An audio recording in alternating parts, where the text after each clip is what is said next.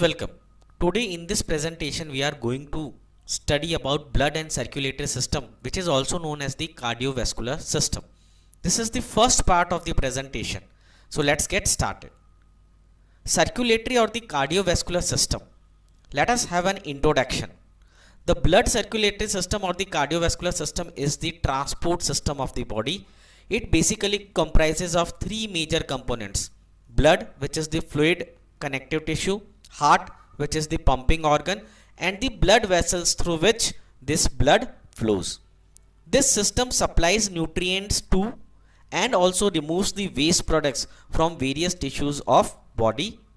The conveying media, which is blood, is in liquid form, which flows in the closed tubular system, which comprise of the blood vessels, capillaries, arteries and veins. What are the major functions of this circulatory system? It transports nutrients, hormones, removes waste, provides for gaseous exchange. Also, it is responsible for protection against diseases, which is immunity. The blood vessels which are involved, like arteries, veins and the capillaries, they function for transport of blood. The blood carries oxygen and carbon dioxide.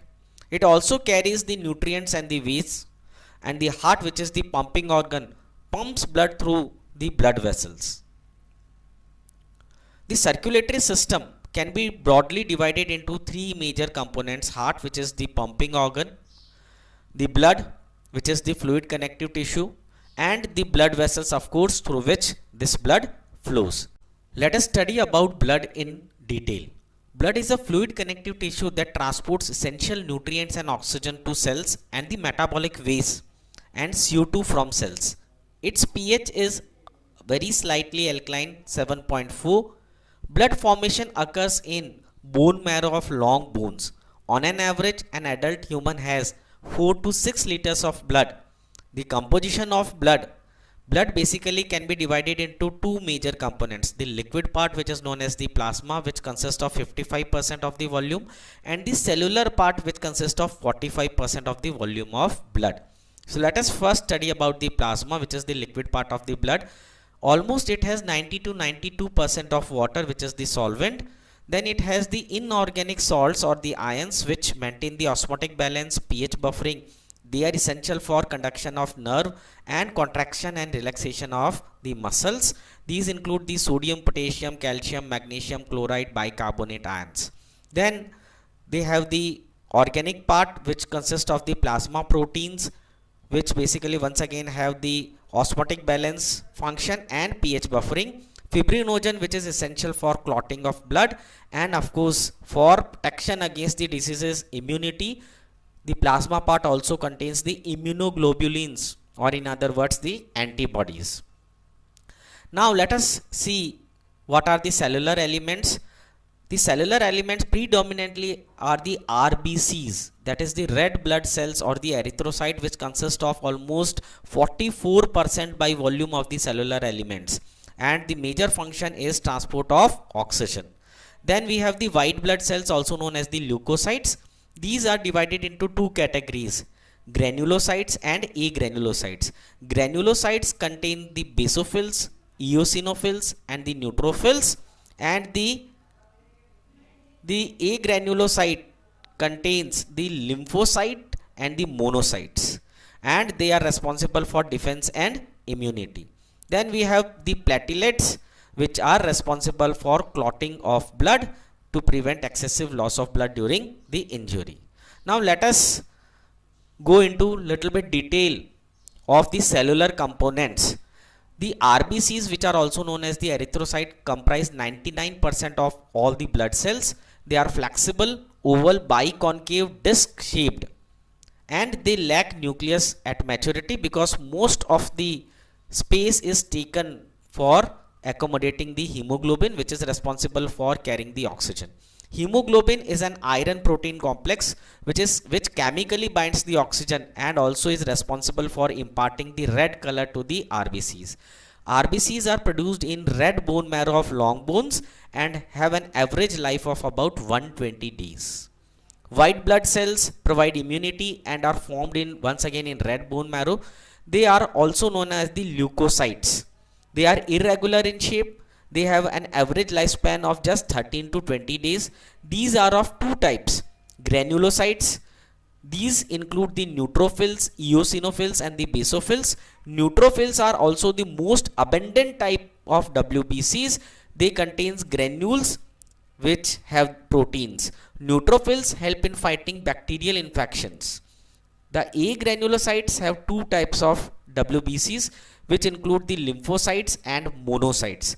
Lymphocytes provide immunity and are of three subtypes: B lymphocytes, T lymphocytes, and natural killer cells. Monocytes on maturation differentiate into macrophages.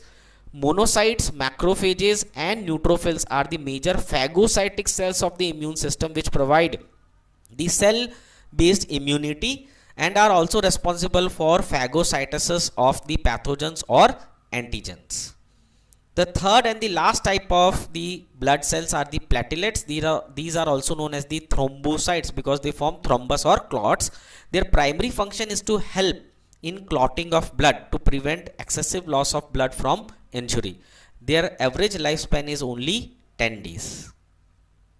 So this is a chart which depicts all the cells and of course the composition of plasma and their functions we have already discussed, but this is for you to just have a recap, right? So here you can see that 45% of the blood consists, that means the cellular part consists only of 45%. 55% is the liquid part, which is known as the plasma. The plasma contains 90 to 92% of water, which maintains the blood volume, transports molecules. It is absorbed from the intestine. The plasma proteins, that means the organic and the inorganic, they consist the rest, that is 8% of the plasma. Okay, so the albumin, which is a type of protein, globulins, fibrinogen, which is for clotting, the salts which maintain the blood osmotic pressure and pH, once again they are absorbed from the intestine, gases, oxygen and carbon dioxide, nutrients, fats, glucose, amino acids, nitrogenous waste which are in the form of urea, uric acid and creatinine, and hormones and vitamins also. So these are the constituents of plasma, but the major is water. Then we have the cellular part, in which we have the RBCs, erythrocytes, which are the source, that means they are formed in the red bone marrow of long bones, transport oxygen, right? The white blood cells, once again they are granular and agranular. The granular WBCs include the basophils, eosinophils and the neutrophils, and the agranular consists of two major types: lymphocytes, T lymphocytes, B lymphocytes and the natural killer cells, and the monocyte which form the phagocyte cells, right? Then we have the platelets which aid in clotting of blood. So these are the, that means this is the composition of blood in detail. Now what are the function of blood? Blood majorly has three major functions: transportation, protection and regulation. So let us discuss in detail. Transportation. Blood transports the following substances: gases, namely oxygen and carbon dioxide, between the lungs and the rest of the body; nutrient from the digestive tract and storage sites to the rest of the body; waste products to be detoxified or removed by the liver and kidneys, to the liver and kidneys also; hormones from the glands in which they are produced to their target cells; and heat to the skin so as to regulate body temperature. Protection. White blood cells, they have the immune, that means they protect us from the diseases, right? So white blood cells, they destroy the invading microorganisms and pathogens. Antibodies and other proteins destroy pathogenic substances which are once again produced by the white blood cells and especially the B lymphocytes. Okay, the platelet factors initiate blood clotting and helps to minimize blood loss during injury to blood vessels. Now the regulation part of the blood. Blood helps to regulate pH by interacting with acids and bases; water balance, that is the fluid balance, by transferring water to and from tissue. Now what are the types of blood? We have already discussed about the function of blood in detail, composition of blood in detail. Now let us come to the types of blood. Now what makes our blood different from someone else's blood? is our unique combination of protein molecules which are known as the antigens and antibodies. Antigens live on the surface of our red blood cells. Antibodies are present in the plasma part. The combination of antigens and antibodies in our blood makes our blood group or blood type. Right. Now the human blood has been divided into 4 groups: A, B, AB and O. This blood grouping is known as the ABO grouping, which was given by Karl Landsteiner. One more antigen in addition to A and B is the Rh factor. Now those person whose blood, that means RBC, have presence of Rh factor are known as the Rh positive, and those who lack this Rh factor on their RBC are known as Rh negative persons, right? Or the blood is Rh negative. Almost 80% of people in the world are Rh positive. Now let us discuss about the A, B, AB and O blood grouping. Now the blood of a person is known as of group A if the RBC has antigen A present on the surface of the RBC, and in the plasma part the antibodies which are present are the antibodies against the antigen B. Now what is blood group B? In blood group B, the RBCs of the blood will have the antigen B which is present on the surface of RBC, and in the plasma part they will have the antibodies against the antigen A.